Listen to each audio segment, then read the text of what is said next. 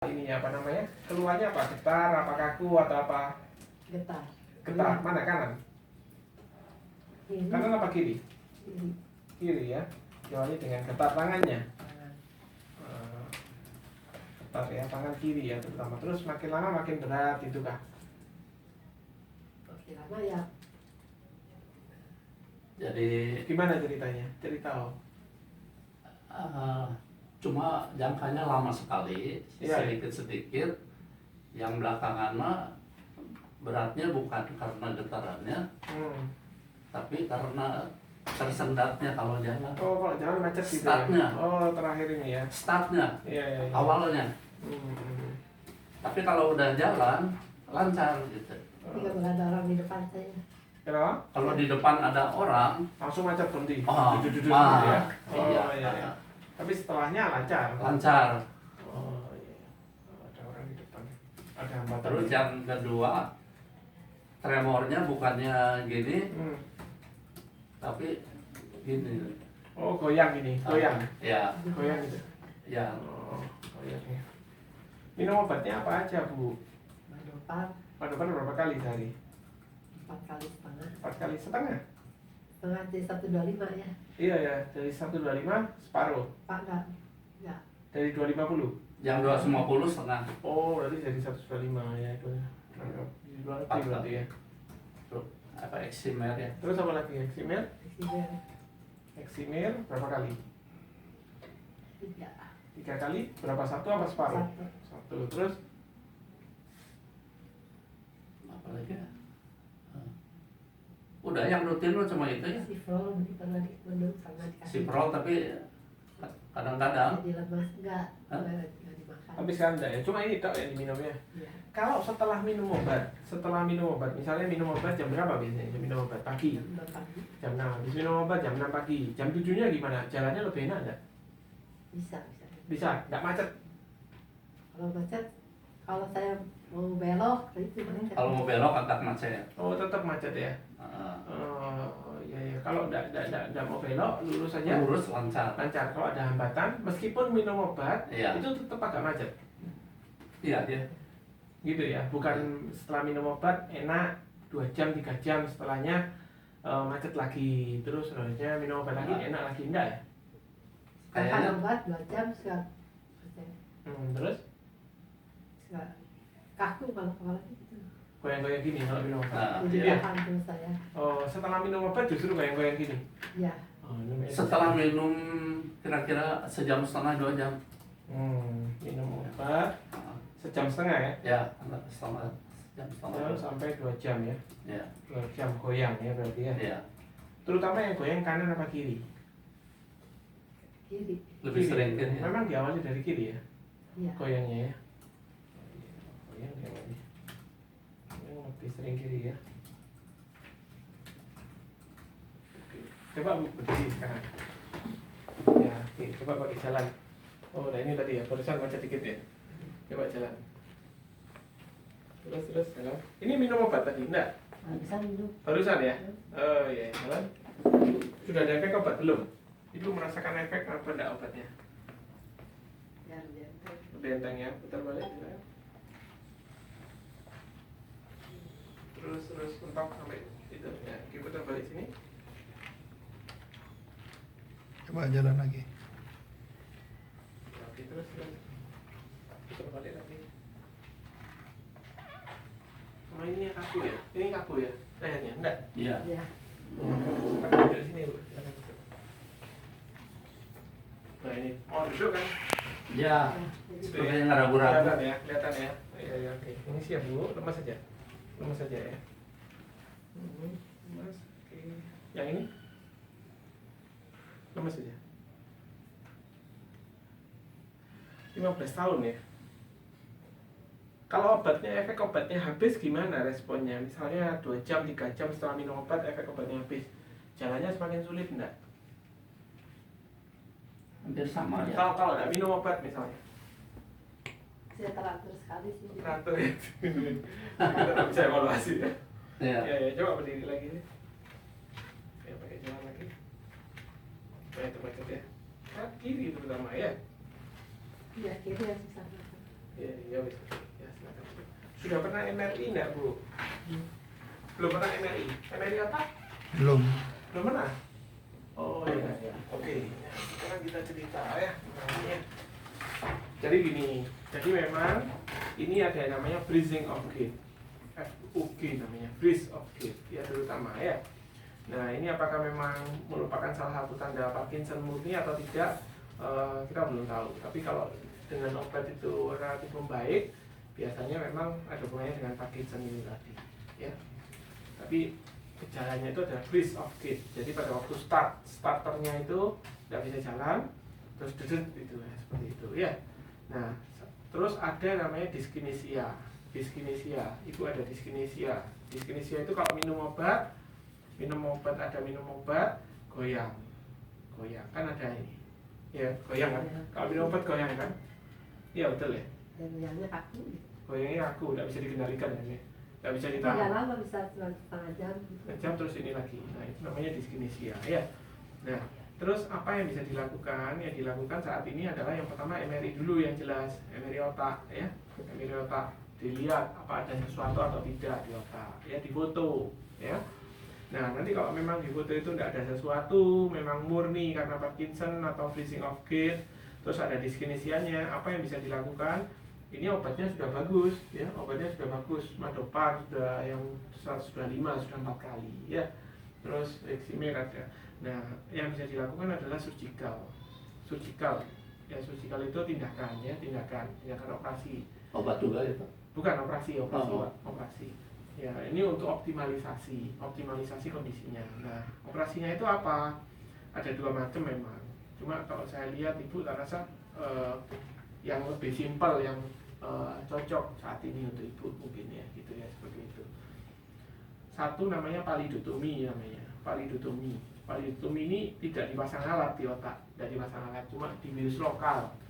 Ya, ininya rambutnya pun tidak digundul, cuma dibius lokal, dibuka 1 cm aja, 1 cm, 1,4 tepatnya, 1,4 cm, terus dimasukkan alat 1,1 mm ke dalam otak, terus dipanasin ujungnya, dilepas lagi, sudah selesai. Mungkin 2-3 hari dari situ dari rumah sakit sudah bisa balik.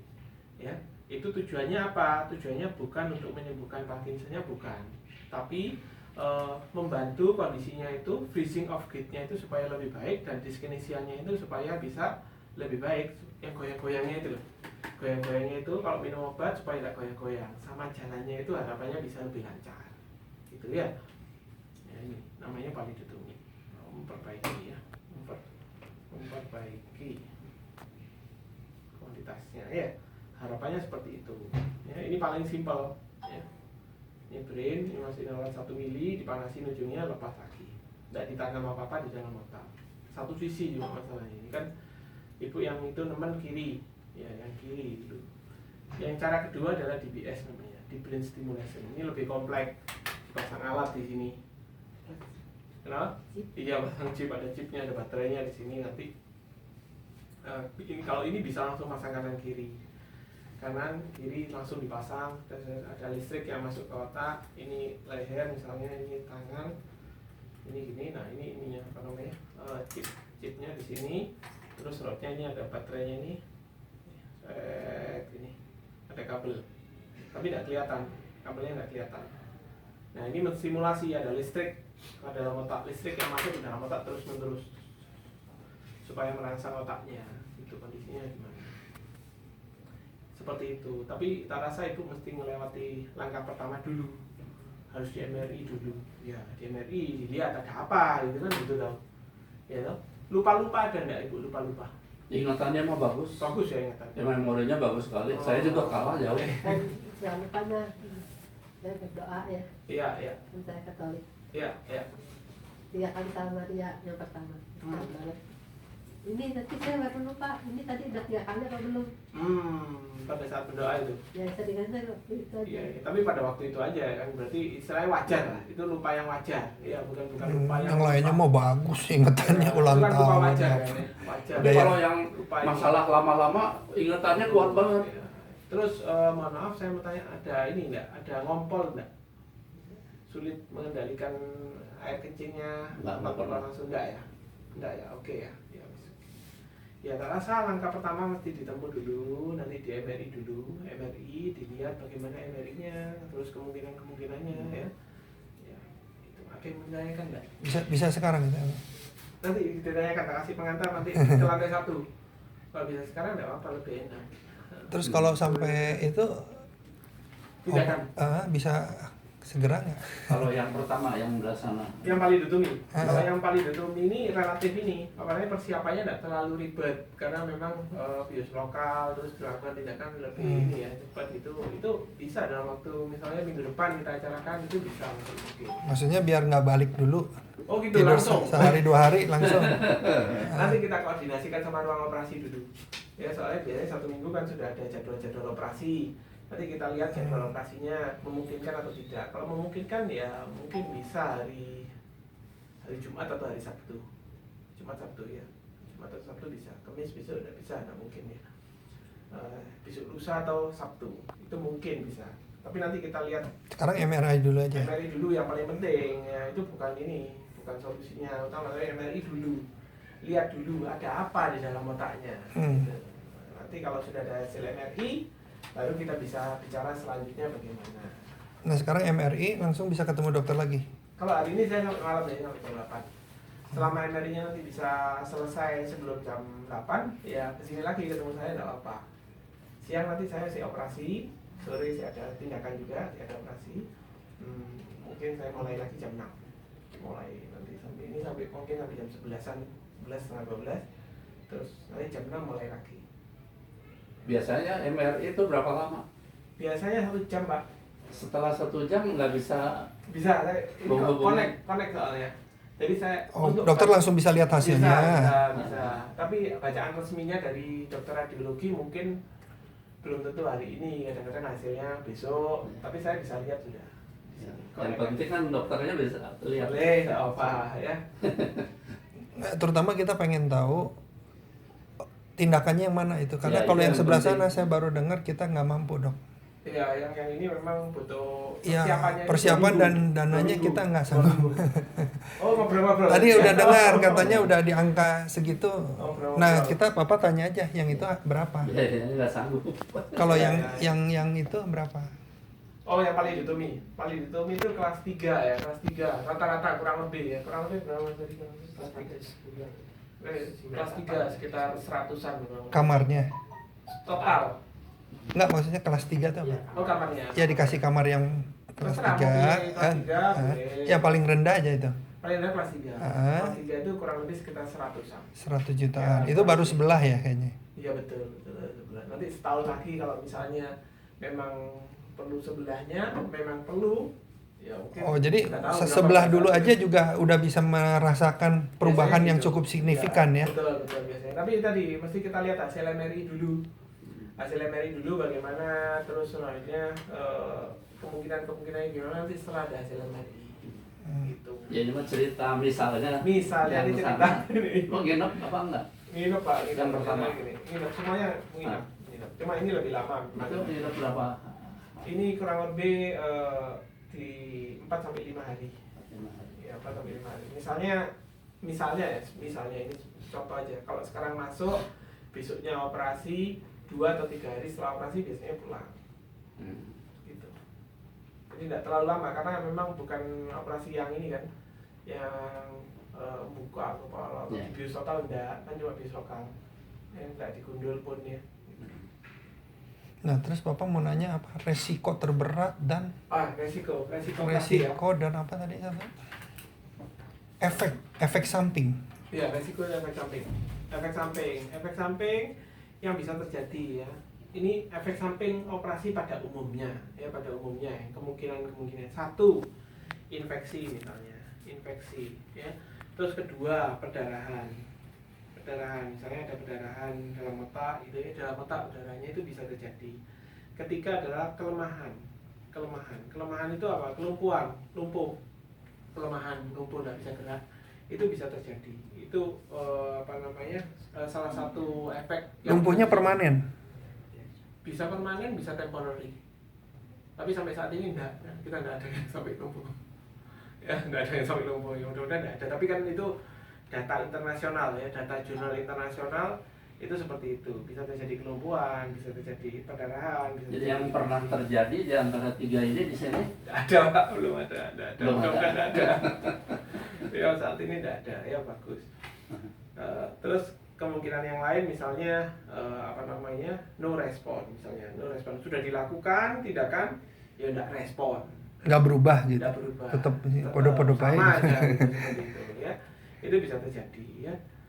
Terus tingkat perbaikan sejauh apa membaiknya itu bervariatif tiap orang, karena ini kita bukan angka tumor.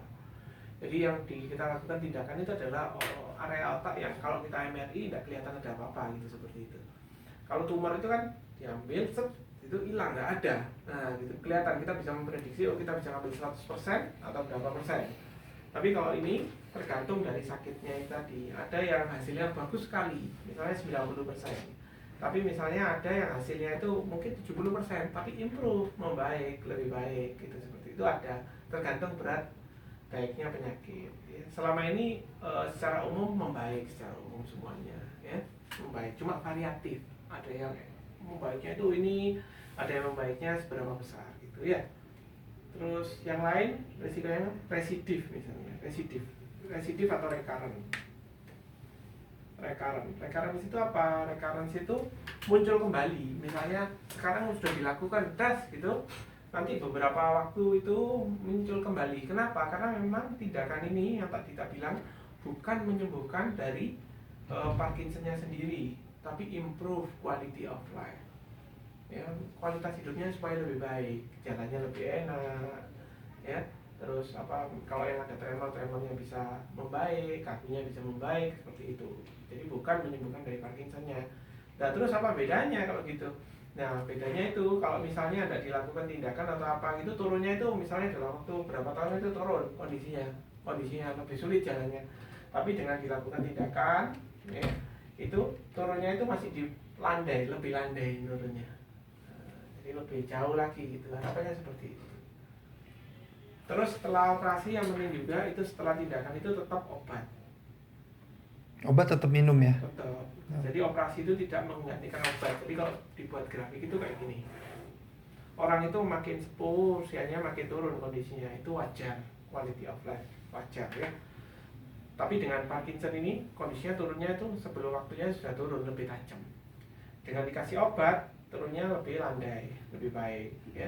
Dengan dikasih obat plus operasi lebih jauh lagi gitu, ibaratnya seperti itu ya. Ini obat plus op, jadi bukan plus op, ini obat saja.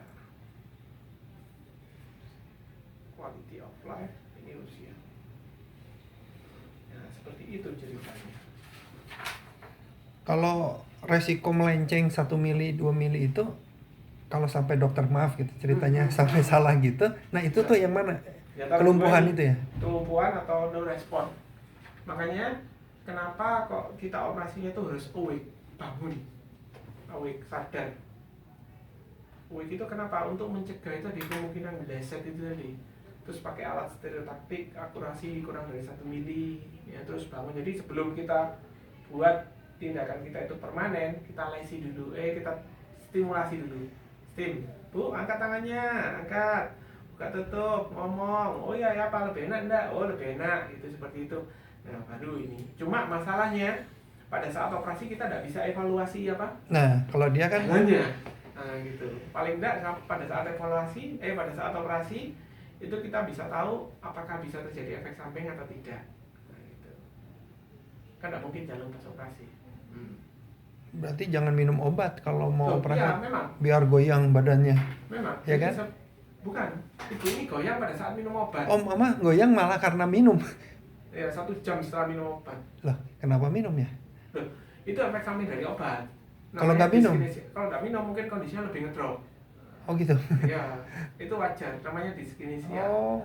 Orang pemakaian mendopar ini jangka panjang, pemakaian jangka panjang itu muncul dyskinesia. Karena waktu itu pernah ke Malaysia itu kelebihan ya. Dosis Malah jadi goyang parah Oh, kita. iya itu betul, karena obat kan betul. Iya. Iya. Justru minum obat tambah goyang. Oh. Nah nanti harapannya kurang goyangannya kalau ini. Soalnya biasanya kalau goyang itu kanan kiri, bukan kiri tok atau kanan tok. Nah, cuma kan tidak mungkin dengan usia beliau terus itu langsung dilakukan kanan kiri langsung bersamaan tes, itu berbahaya ya. Jadi satu demi satu itu paling aman.